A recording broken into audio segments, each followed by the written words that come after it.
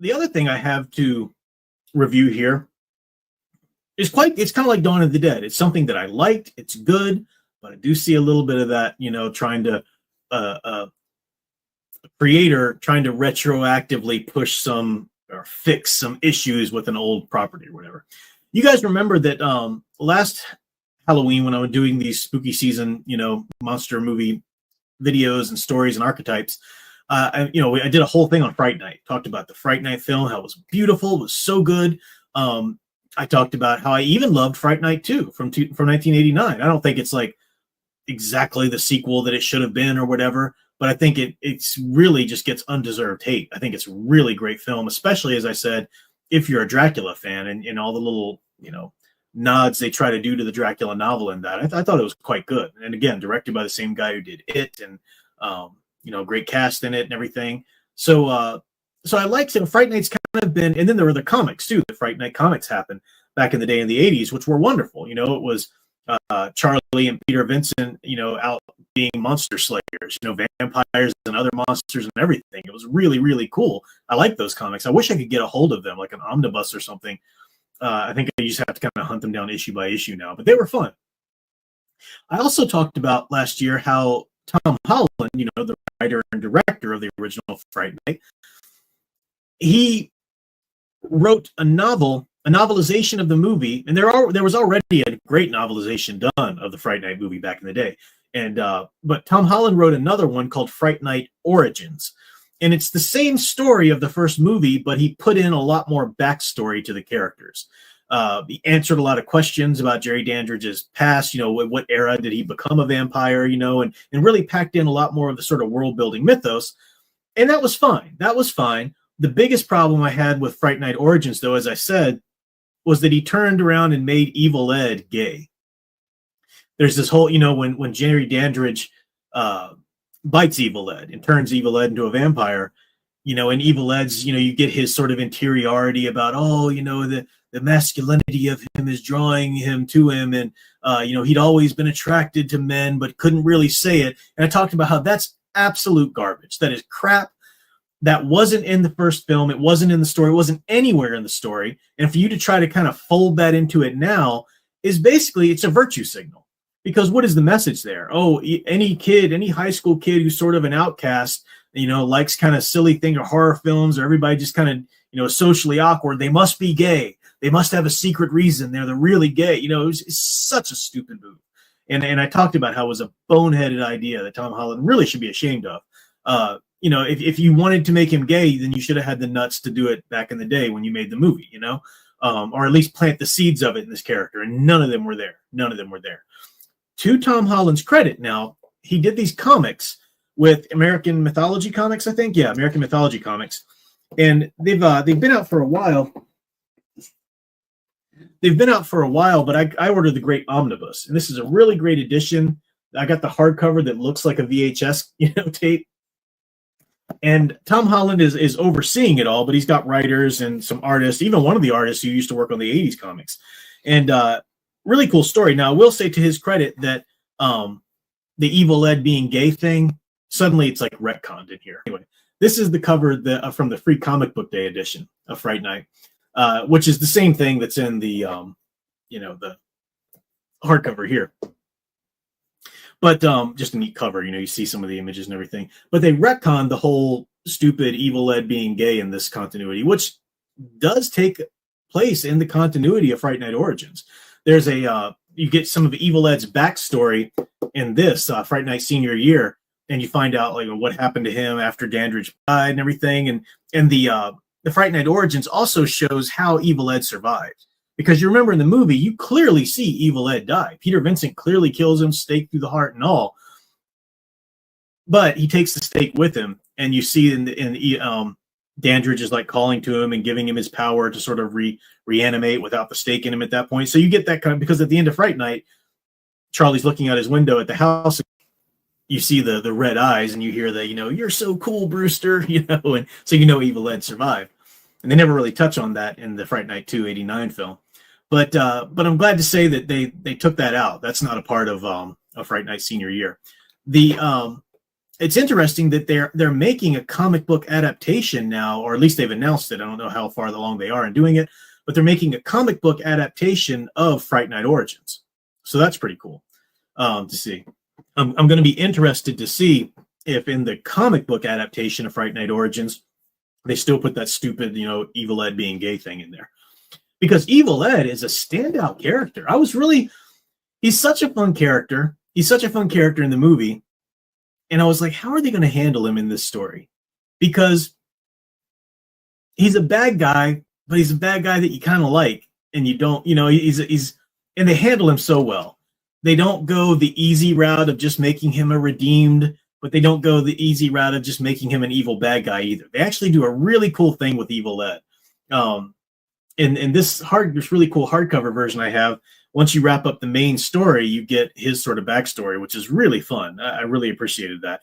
And the reason I say that they turned their back on the whole stupid Evil Ed's gay is because at one point he's actually in a strip club as a vampire, and he's drawn to this one woman, and he's kind of wanting to go with her and be with her and stuff. So the story is good. It shocked me how many similarities there were between Fright Night senior year and the script or the story of Fright Night 2, the 1989 film, in which Tom Holland wasn't a part of that. But there are a lot of similarities. It's a female vampire coming to take her vengeance on Charlie and Peter for killing Jerry Dandridge. In the Fright Night senior year, though, it's his the vampire that made him, like his sort of matriarch, who was also in love with him. Of course, in the Fright Night 2 film, it's his sister that comes back, But there are little similarities like that. She comes along with a group of underling vampires, just like she did in the movie. And these underling vampires have sort of different powers. One of them appears to be a werewolf, and the other two are more bat-like creatures. They were playing with that kind of idea in the Fright Night 2 film as well. So it shocked me how many similarities there were. I don't know, did the Fright Night 2 89 film write their movie based on some of these ideas did he write that film based on some of the things that Holland already had in place for the sequel? I don't know, but the similarities kind of shocked me. The thing I don't like about the Fright Night continuity here, the reason I say this is not the definitive, for me anyway, it's not the definitive sequel or continuation of the universe, is I do see a little bit of, hey, we're sorry about the Amy being a whole damsel in distress thing. Because suddenly we have a team of characters. That's not a bad thing either. There's a college student. I've got a really cool little trading card that has the images on there. There's a college student, the girl on the, what's that? My right, your left of the screen. Can't really focus on that. But she's a college student, a grad student, who ends up being Peter Vincent's assistant. He's published a book on their adventures with Jerry Dandridge and whatnot. And she's assigned to him by the publication company, I guess, or whatever, or publishing company. But she ends up being like a part of this order of vampire slayers or whatever, or the secret order or whatever. And she comes to, we find that out.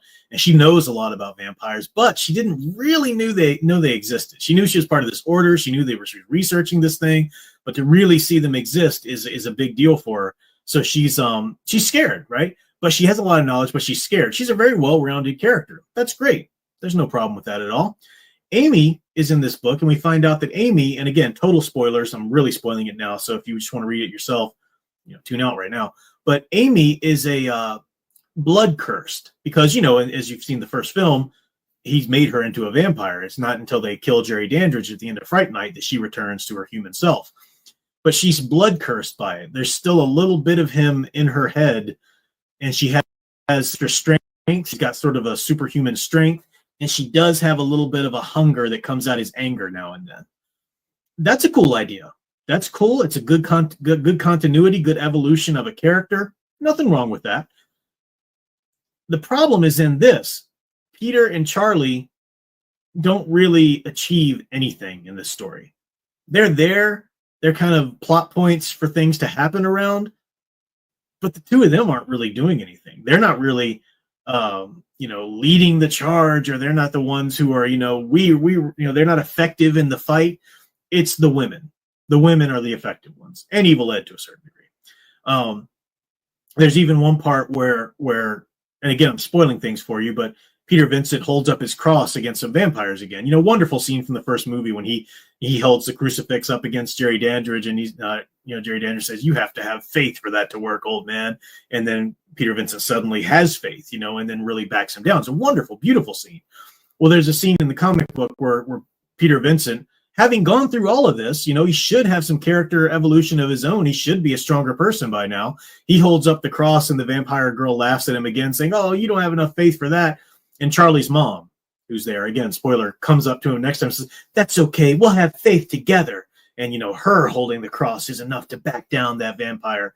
And again, it's just, you look at the end and you're like, no, that's just dumb. That's dumb.